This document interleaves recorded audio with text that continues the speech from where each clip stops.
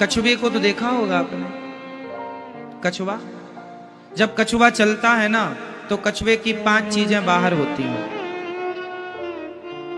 और जब कछुआ को देख कोई उसे लगता है कि कोई खतरा है, कोई टेंशन वाली बात है, तुरंत वो 5 चीजें अंदर सिकोड़ लेता है। हाँ या ना? सिकोड़ लेता है। कभी देखा आपने? ये क्या है?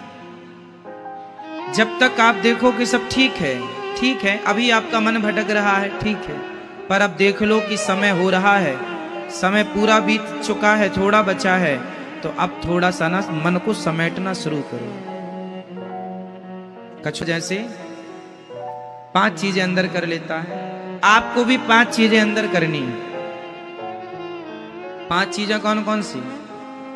इस संसार में सबसे ज्यादा झंझट 5 चीजों की है। टेंशन 5 चीजों से, समस्याएं 5 चीजों से, ये 5 कंट्रोल हो गई। क्या बात है, क्या कहना फिर? कौन कौन सी? 5 शब्द, स्पर्श, रूप, रस, गंध। अनुवाद सुनिए। 5 कौन कौन सी? कान पहला, शब्द, कानों पर कंट्रोल। 3 का तो हमने बताया ही था विस्तार से, आज उसमें 2 चीजें और जुड़ेंगी। शब्द पर कंट्रोल। अब व्यर्थ की बातें ना सुन के भगवान की कथा सुनने लग जाइए। शब्द। स्पर्श, दूसरा स्पर्श। स्पर्श मीन्स त्वचा, चमड़ी। हमारा मन बार बार ना किसी को छूने का मन करता है। संसार में जैसे मन भोगों में जाना मीन्स यही है। स्त्री पुरुष को, पुरुष स्त्री की ओर आकर्षित होती है भोगों के लिए, बस वही है। अब मन भोगों में भाग रहा है, इसका मतलब मन बाहर देख रहा है। अब मन वहां से हट जाना चाहिए। समय से हट गया तो समझ लो कि आप सही रास्ते पर हैं। बुढ़ापा आ गया फिर भी मन नहीं हटा, आप रॉन्ग जा रहे हैं, गलत जा रहे हैं। शब्द, स्पर्श, रूप, आंख। रूप पर कंट्रोल। अब ज्यादा ना देखा करो, भगवान के चरणों को देखो, भगवान की सुंदरता देखो, जगत की नहीं। तीसरा शब्द, स्पर्श, रूप, रस। चौथा 40 साल के हो गए हो, 50 साल के हो गए हो, खाने पे कंट्रोल करो, अपनी जिह्वा पर कंट्रोल। 40 साल के बाद आदमी को सूर्य अस्त के बाद नहीं खाना चाहिए। शाम हो गई ना, सूर्य ढल गया ना, 5 बज गए ना, 5:30 6 बज गए ना, 6 बजे के बाद भोजन नहीं करना चाहिए। 4 बजे खा लो शाम को, सूर्य अस्त होने के पहले खा लो, 4:45 बजे। सूर्य अस्त के बाद मत खाओ। सूर्य अस्त होने के बाद जो आपकी जठराग्नि है वह मंद हो जाती है।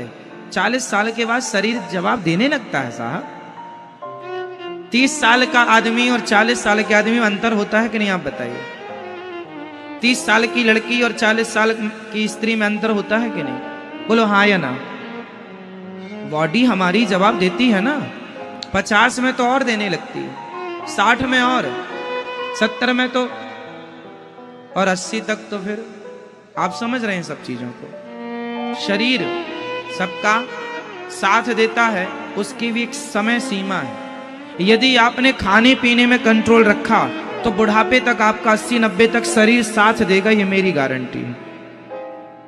खाने में लापरवाही हुई, तुम्हारी जिह्वा पर कंट्रोल नहीं है, तुम बुढ़ापे में पिज्जा बर्गर ठूस रहे हो, बिल्कुल तुम्हारा बुढ़ापा बहुत दर्दनाक, मरोगे, बीमारियों से घुट घुट के मरोगे। 40 साल के बाद तो खाने में बिल्कुल कंट्रोल। शाम को खाने नहीं। स्वास्थ्य चाहते हो तो की बात कर रहा हूं, और बीमार होके मरना है तब तो हमारी बात मत मानो। स्वास्थ्य अच्छा रखना है, बुढ़ापे में भी देखो, एक आदमी होता है बीमार होके मरता है, एक आदमी होता है बिना बीमारी के चला जाता है। तो कौन सा अच्छा है? बीमार होके मरना अच्छा है या समय पूरा बिना, हम मरते समय भी स्वस्थ रहें, कोई बीमारी ना हो, किसी से गिलास और पानी मांगने की जरूरत ना पड़े, वो मौत अच्छी है। अब बिस्तर में पड़े वहीं मलमूत्र कर रहे हो, ऐसे घुट घुट के मरना पसंद करोगे? और ये सब चीजें तब आएंगी जब खाने में कंट्रोल हो।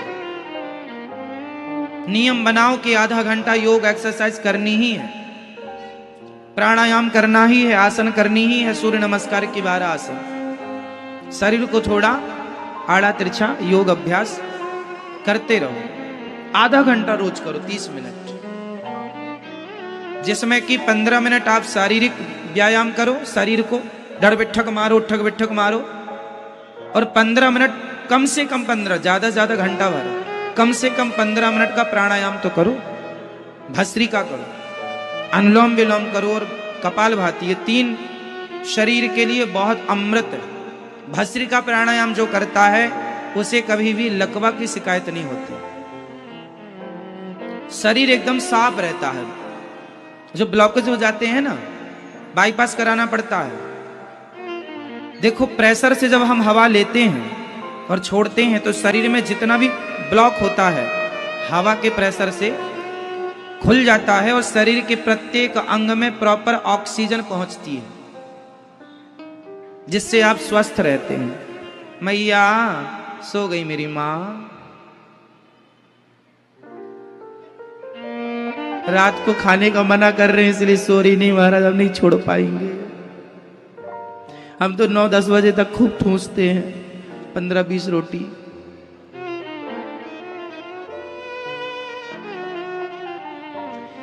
अच्छा, आप में से सबसे मेरा एक सवाल है, उत्तर दीजिएगा। एक प्रश्न कर रहा हूं, शरीर को ताकत भोजन करने से मिलती है या भोजन पचने से मिलती है? जोर से। शरीर को ताकत भोजन करने से मिलती है या भोजन पचने से? आपने बहुत सारा खा लिया पर पचा ही नहीं, तो आपने सोचा कि उस बिना पचे भोजन का पेट में क्या हाल होता है?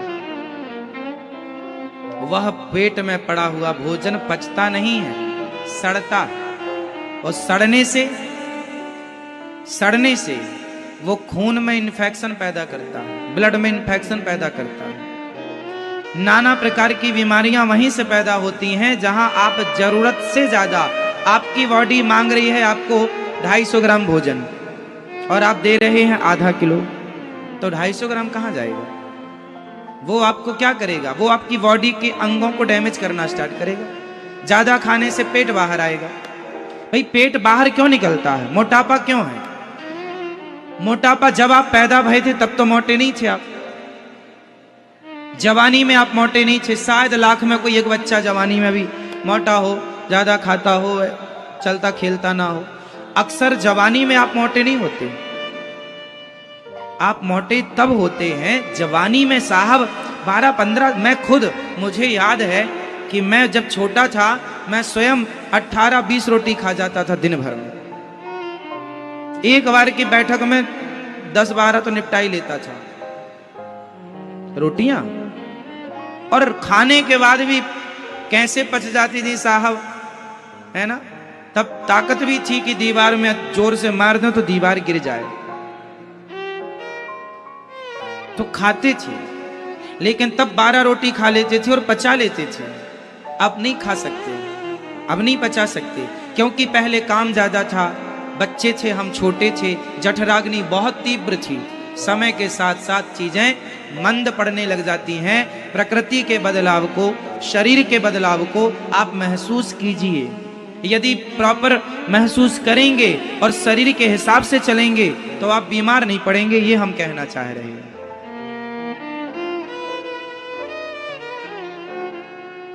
ठीक है, आप उतना ही खाओ जितनी आवश्यकता।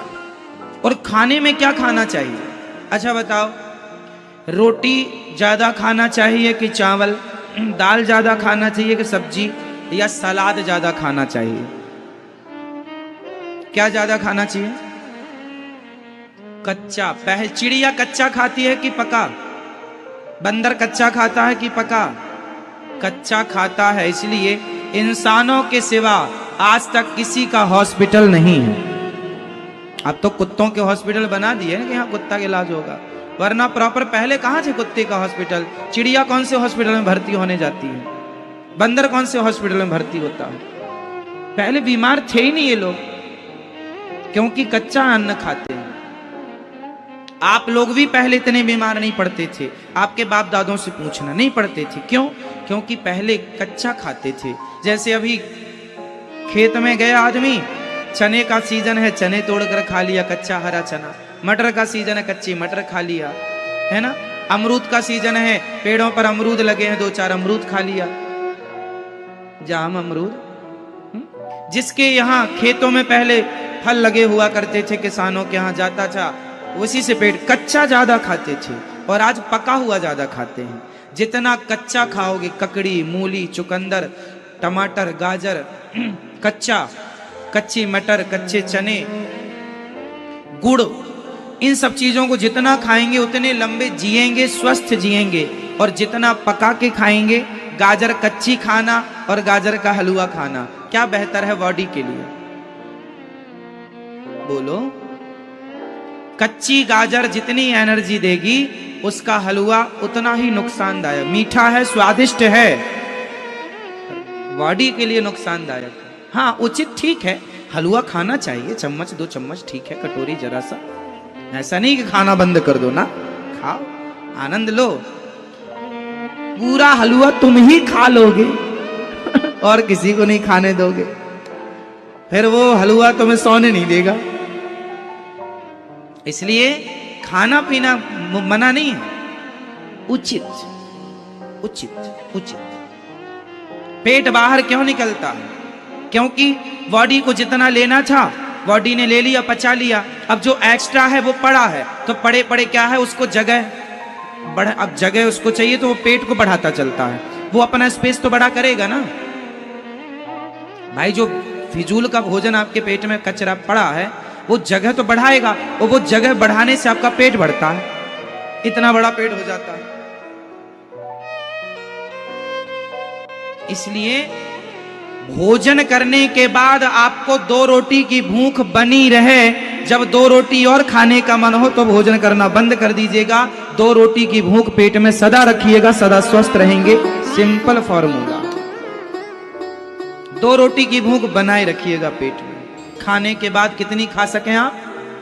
2 रोटी, इतनी भूख बनाए रखे तो प्रॉपर ठीक चलेगा। तो यही कहना है कि आपका शब्द, स्पर्श, रूप, रस। रस मीन्स जिह्वा, इसके चक्कर में मरिए मत, कुछ भी ना खाइएगा। कुछ भी खाते हो बीमार पड़ते हो, बाद में रोते हो, पैसा खर्च करवाते हो इलाज में। तुम्हारे चक्कर में बड़े बड़े हॉस्पिटल बन रहे हैं, तुम्हारे उल्टा सीधा खाने के कारण।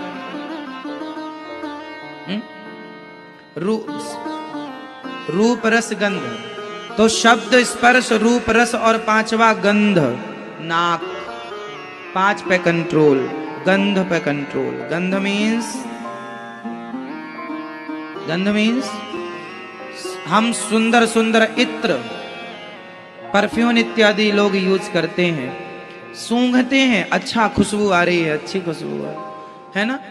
तो ये सूंघाने का काम नाक का है, दिखाने का काम आँख का है, सुनाने का काम कान का है, छूने का काम चमड़ी का है, स्वाद का काम जिह्वा का है। ये 5 लोग हैं। यदि इन 5 के वश में आप हो गए तो 5 आपकी लुटिया डुबा देंगे। इसलिए 5 के अधीन मत बनना। 5 को अपने अधीन करके 5 को भगवान की सेवा में लगा दो। आँख को भगवान की सेवा में लगाओ, चल भगवान का दर्शन कर। कान को सेवा में लगाओ, चल भगवान की कथा सुन, है ना। जिह्वा को भगवान की सेवा में लगाओ, चल भगवान का नाम जब, सीताराम सीताराम श्रीमन नारायण। चल, कहाँ जा रही है? स्वाद के चक्कर में, ये राम नाम का स्वाद ले, है ना। और चमड़ी को ये छूने का तुम्हें ज्यादा ही शौक है तो अपने माता पिता के गुरुजनों के चरणों को छुआ करो, चरण दबाया करो, भोगों से मन हटाओ और सेवा में मन लगाओ। और सूंघना ही है तो निर्माल्य सूंघिए। निर्माल्य मीन्स जो पुष्प भगवान को चढ़ा होता है वो उतारने के बाद, जब हम उतारते हैं ठाकुर जी के चढ़े पुष्प, उतार कर जब हम उसकी गंध लेते हैं, उसे सूंघते हैं, तो नाक की सार्थकता तब होती है जब भगवान के चरणों में चढ़े हुए पुष्प की खुशबू हम लेते हैं, तो वो खुशबू ऐसा माननी चाहिए कि वही गोविंद की खुशबू हमने ली है। तो नाक जब भगवान की खुशबू ले तब नाक नाक है। परफ्यूम इत्यादि में क्या, आप लोग बहुत परफ्यूम इत्यादि इत्र इत्यादि डालते होंगे। ये दास अनिरुद्ध की मेरी आदत है, मैं कभी कोई परफ्यूम कोई इत्र यूज नहीं करता। ठाकुर जी को कभी इत्र लगाता हूँ ठाकुर जी को कि आप रखिए, आप लगाइए। हमारी बॉडी को हम इत्र नहीं लगाते, ना कपड़ों में इत्र लगाते। आप कभी हमारे आसपास रहते हैं, देखें हमारे शरीर से कोई खुशबू आती है? कोई इत्र हम यूज ही नहीं करते। क्यों नहीं यूज करते? क्योंकि हमें पता है, क्या हम दिखावटी और बनावटी जिंदगी नहीं जीते। हमें पता है कि शरीर में कितना भी इत्र लगाएंगे आनी तो दुर्गंध ही है, इसलिए अपनी दुर्गंध छिपाएं क्यों? हे गोविंद, हम जैसे हैं वैसे ही देख लो आप। हम तो दुर्गंध से भरे हैं, आपको ऐसा पसंद है तो ऐसे हूं मैं। अब खुशबू लगा के भगवान के आगे जाके क्या फायदा? खुशबू ठाकुर जी को लगाते हैं, अपने को। आप एक नंबर के गंधाने वाले आदमी हो, बोलो हाँ या ना। आपके शरीर से सुगंध निकलती है, दुर्गंध, बोल दो मैया। शरीर से क्या निकलती है? खुशबू, सुगंध या दुर्गंध। अच्छा एक बात और, शरीर की नेचुरल भी एक गंध होती है, बॉडी की अपनी एक नेचुरल गंध भी होती है। और हमारे शरीर से केवल दुर्गंध। सवेरे आंखों में देख लो तो कीचड़, दुर्गंध। कान में उंगली डालो, दुर्गंध। सवेरे सवेरे किसी का मुंह आप सूंघ कर देख लीजिए, दुर्गंध से भरा होगा। बगल में दुर्गंध। मलमूत्र का तो मलमूत्र में खुशबू तो होती ही नहीं है। शरीर में पसीना है, गर्मी में आप पसीने भरा शरीर, आप मोजे पहनते हैं गर्मियों में, जरा 2 घंटे चलिएगा और गर्मी का समय है और जूते से मोजे उतार निकाल लीजिए तो कितना गंधाता, पूरा घर भर जाता है दुर्गंध से। हाँ या ना? शरीर दुर्गंध का ही चलता फिरता घर है, दुर्गंध का। इसलिए हम छिपाएं क्या? आदमी ना जैसा है वैसा नहीं जाता भगवान के आगे, वैसा दिखने नहीं चाहता। यही कपट है, कपट है। और भगवान कहते हैं निर्मल मन जन सो मोहि पावा, मोहि कपट छल छिद्र न भावा। तुम जैसे हो वैसे ही चले आना, वैसे ही मैं तुम्हें स्वीकार करूंगा। इसलिए ये दास अनिरुद्ध जैसा है वैसे ही है। मैं जैसा अंदर हूं वैसे ही बाहर हूं। अंदर कुछ और बाहर कुछ और, ये अच्छा नहीं लगता हमें, कपट अच्छा नहीं लगता। हम तो भाई देखो छोटी सी जिंदगी लेकर आए हैं, थोड़ा सा जीना है, निष्कपट जीना चाहते हैं, कपटी जीवन नहीं जीना चाहते, है ना? आप लोग भी सिद्धांत बनाओ, रियल जो है ना, रियल रियल है, इसलिए दिखावा नहीं। कई लोग ना जिंदगी दिखावे में जीते हैं। दिखावे, उसने 50 लाख का कोठी बनाई है, घर बनाया, हम भी बनाएंगे। क्यों दिखावा कर रहे हो? तुम घास की झोपड़ी लायक हो तो घास की झोपड़ी में रहो ना, खुश रहो। यदि तुम्हारे पास है बनाओ, दूसरों को देख के ना करो। अपनी लाइफ जियो, अपने आनंद से जियो, पर किसी की नकल ना करो। अच्छा एक बात बताओ, आप कहते हैं हमें उनके जैसे बनना है, आज तक ईश्वर ने किसी को किसी के जैसे बनाया है? बोलो। यदि बन सकते तो भगवान ही ना बना देता। आज तक किसी के फिंगर, किसी का अंगूठा किसी के अंगूठे से मिला है? फिंगरप्रिंट्स किसी के मिले हैं? किसी की आंख किसी की आंख से मिली है? बोलो। आधार कार्ड में आंख भी लिंक होती है, ये फिंगरप्रिंट्स भी लिंक होता है। आज तक आपका अंगूठा और मेरा अंगूठा मैच हुआ? किसी का हो सकता है? कोई एक सा हो सकता है? जब कोई एक सा हो नहीं सकता बॉडी से, शरीर से, तो विचारों से भी कोई एक सा नहीं हो सकता ना साहब। जितने लोग हैं उतने विचार हैं। इसलिए किसी के जैसे बनने की कोशिश ना कीजिएगा, आप अपने जैसे बनिए, जैसे आप हैं। आप बहुत अच्छे हैं, आप जैसा आप ही हैं, कोई दूसरा नहीं हो सकता। मेरे जैसा सिर्फ मैं हूं, कोई दूसरा हो नहीं सकता। आपके जैसे आप हैं, कोई दूसरा हो नहीं सकता। इनके जैसे केवल ये हैं, दूसरा कोई हो नहीं सकता। लता जी जैसी केवल लता जी हैं, लता जी जैसा कोई दूसरा हो नहीं सकता। रफ़ी जी जैसे रफ़ी जी हैं, रफ़ी जी जैसा दूसरा कोई हो नहीं सकता। भगवान राम जैसे भगवान राम हैं, उनके जैसा कोई हो नहीं सकता। हनुमान जी जैसे हनुमान हैं, उनके जैसे कोई हो नहीं सकता। मीराबाई के जैसे केवल मीराबाई, उनके जैसे कोई हो नहीं सकता। सिंपल है, भगवान ने जिसको जैसा बनाया वो वैसा ही रहेगा, इसलिए वैसे ही रहो जैसे भगवान ने बनाया है। किसी और की तरह बन के क्या फायदा।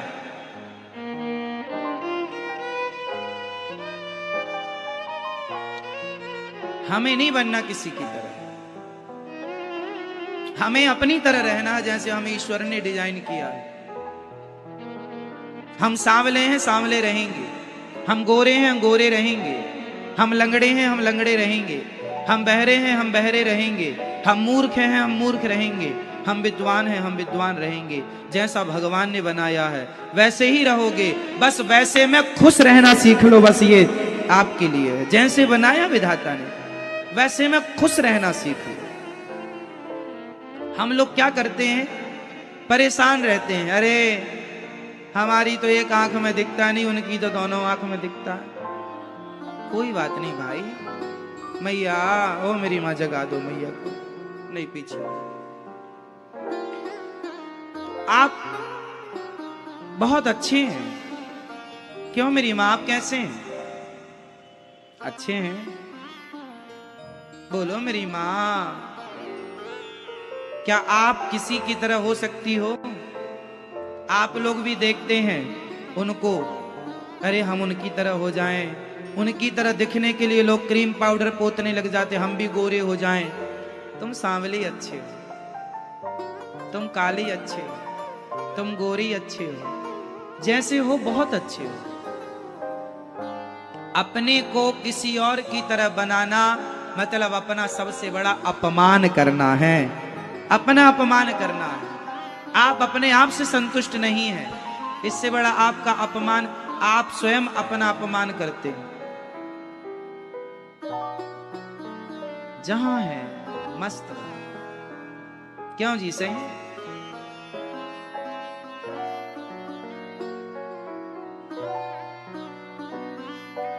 अटल जी जैसा अटल जी ही होंगे, कोई दूसरा नहीं हो सकता। मोदी जैसा मोदी जी ही होंगे, कोई दूसरा नहीं हो सकता। और राहुल जैसा राहुल ही होगा, कोई दूसरा नहीं हो सकता। सब अपनी अपनी जगह भगवान ने जिसको जैसा बनाया है, कोई दूसरे की तरह बन ही नहीं सकता। क्यों जी, सही? आपकी तरह आप अच्छे। मेरे हिसाब से तो भाई अपनी तरह रहना चाहिए, किसी और की तरह बनने की कोशिश। हाँ, अच्छे आचरण चुन लो, अच्छे आचरण चुन लो, अच्छी बातें चुन लो, उन अच्छी बातों पर अमल करो, अच्छे रास्ते पर चलो। फिर आप जैसे हैं ना वैसे में ही आपका नाम होगा, आपकी पहचान होगी। आप सही रास्ते पर चलिए बस।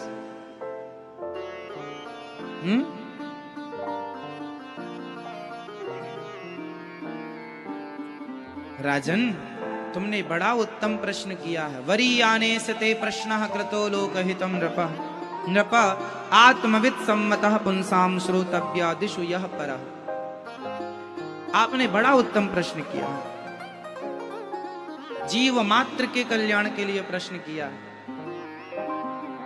निद्रया ह्रियते नक्तं व्यवायेन च वावयः। दिवाचार्थे हया राजन कुटुंब भरणेन वा। निद्रया, हमें अपनी नींद पर कंट्रोल करना चाहिए। निद्रया ह्रियते नक्तं व्यवायेन च वावयः। दिवाचार्थे हया राजन कुटुंब भरणेन वा। कम से कम सोइए।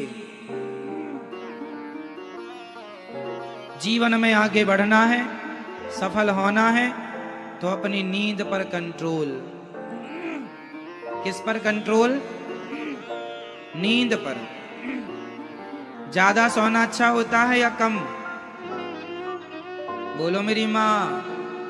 हाँ, ना कम ना ज्यादा। कितने घंटे की नींद लेनी चाहिए हमें 24 घंटे में? बोलो मेरी माँ। कम से कम 6 घंटा। ये दास अनिरुद्ध केवल 6 घंटा ही सोता है। मेरे भाग्य में 7 घंटा सोना नहीं लिखा, ना 8 घंटा। 8 घंटे को तो सोच भी नहीं सकते। 6 घंटा हम रात में ही सोते हैं, बस दिन में सोने का कहां समय रखा है। और रात में भी काम पूरा करके सोते हैं। जो जिम्मेदारी विधाता ने दी है वो जिम्मेदारी पूरी करते हैं, सोते हैं और सवेरे फिर जागते हैं जल्दी से। सवेरे जागकर हम पहले योग करते हैं, योग अभ्यास प्राणायाम करते हैं, फिर भगवान जी का पूजन करते हैं, संध्या करते हैं, गायत्री का जाप करते हैं, सूर्य अर्घ देते हैं, फिर हवन करते हैं। नित्य हवन करते हैं। फिर हम अध्ययन स्वाध्याय करते हैं, पढ़ते हैं।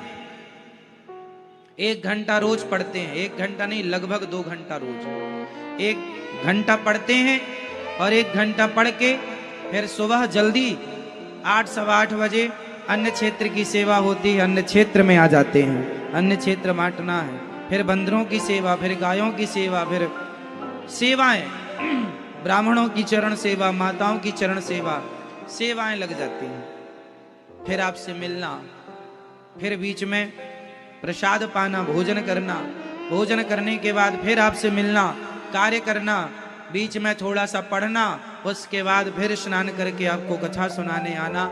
कथा सुना करके शाम को फिर आपसे मिलेंगे। आप दूर दूर से आते हैं मिलने के लिए, इसलिए दास हर समय आपके लिए तैयार रहता है, आप लोगों से मिलने के लिए, ताकि आप आए दूर दूर से तो आपको ये न लगे कि हम मिले नहीं। और फिर आपसे हम प्रश्नोत्तरी भी करते हैं 1 घंटा रोज 7 बजे से। अभी देखो 6 बजे तक तो कथा सुनाएंगे, 6 बजे सुना के फिर जाके आप लोगों से मिलेंगे।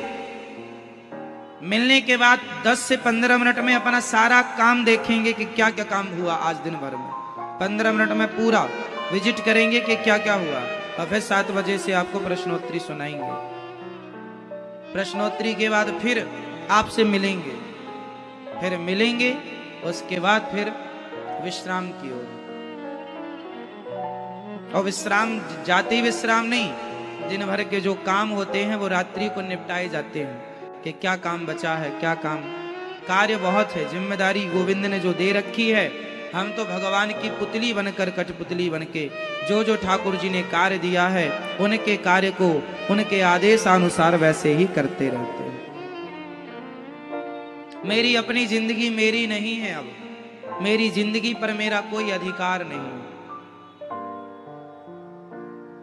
मेरा उठना बैठना खाना पीना आपके लिए।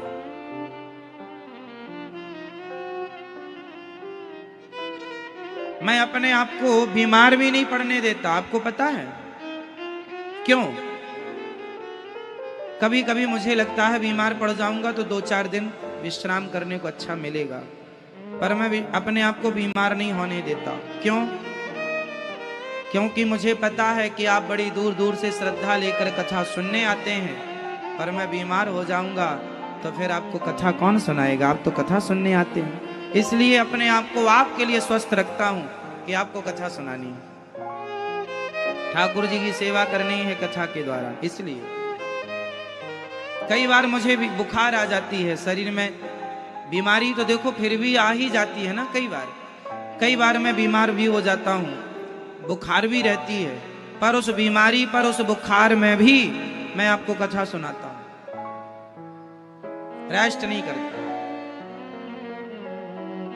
काम जीवन में यदि आगे बढ़ना है, सफल होना है, तो आलस्य नाम की जो बीमारी पाल रखी है उसको निकालो और उसको आग में स्वाहा कर दो।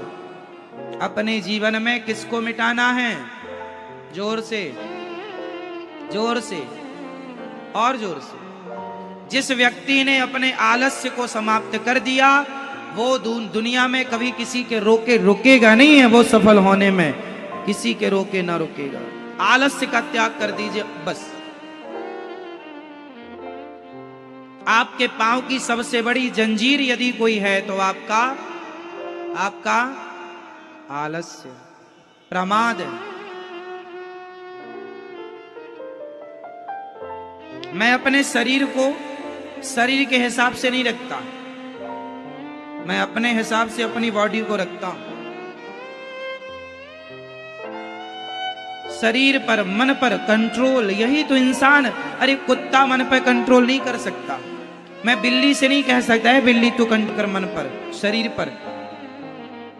ए चिड़िया तू मन पे कंट्रोल कर, ए हाथी तू मन पे कंट्रोल कर, नहीं, उनसे नहीं कह सकता, ना वो कर सकते। एक इंसान ही है जो मन को कंट्रोल करने के लिए, मन को संयमी बनाने के लिए पैदा होता है। और जीते जी मन पे कंट्रोल ना कर पाए, अपनी बॉडी पर, अपनी इंद्रियों पर, अपने विचारों पर, अपनी वाणी पर कंट्रोल ना कर पाए, तो इंसान किस बात के हो साहब, फिर तो जानवर हो। जिस आदमी के अंदर कोई कंट्रोल ही नहीं, तो आदमी किस बात के हो? दिखने वाले हो आदमी, हो नहीं। इतना भी ढील ना दो। महापुरुष ने कहा है, सितार के तारों को इतना ढीला ना छोड़ो कि वो बजे ही ना, और इतना भी ना कसो कि टूट जाए, इतना कसो जिससे उससे मधुर मधुर सुर निकलता रहे। क्या बात है, ये जीवन है सितार की तरह। मन को इतना भी ढीला ना छोड़ दो कि मन, रावण ने अपने मन को ढीला छोड़ दिया तो उसके मन ने उससे पराई नारी का हरण करवा लिया कि नहीं? रावण ने हरण नहीं किया सीता मां का, रावण के मन ने हरण करवाया है। सहमत हैं आप इस बात से कि नहीं? बोलो हाँ या ना। हाँ, रावण के मन ने रावण से सीता मां का क्या कराया? हरण कराया। रावण ने अपने मन को जरूरत से ज्यादा ढीला छोड़ दिया। बोलो हाँ, आप लोग भी जरूरत से ज्यादा मन ढीला छोड़ देंगे अपना, तो तुम्हारा मन भी किसी स्त्री में, किसी पुरुष में ही जाएगा। थोड़ा कस के रखो अपने मन को, मन वहां जाए जहां आप उसे ले जाना चाहते हैं, मन वहां ना जाए जहां आप चाहते ही नहीं है जाना। यही कंट्रोलिंग, इसलिए आपको भगवान ने मनुष्य बनाया है, वरना गधा ना बना देता। बड़े भाग्य मानुष तन पावा, सुर दुर्लभ सदग्रंथ निगावा। क्यों बनाया भैया आपको मनुष्य? कुत्ता बिल्ली बना देता। इसलिए मनुष्य बने हो तो मनुष्य बने हो तो उसका लाभ लो।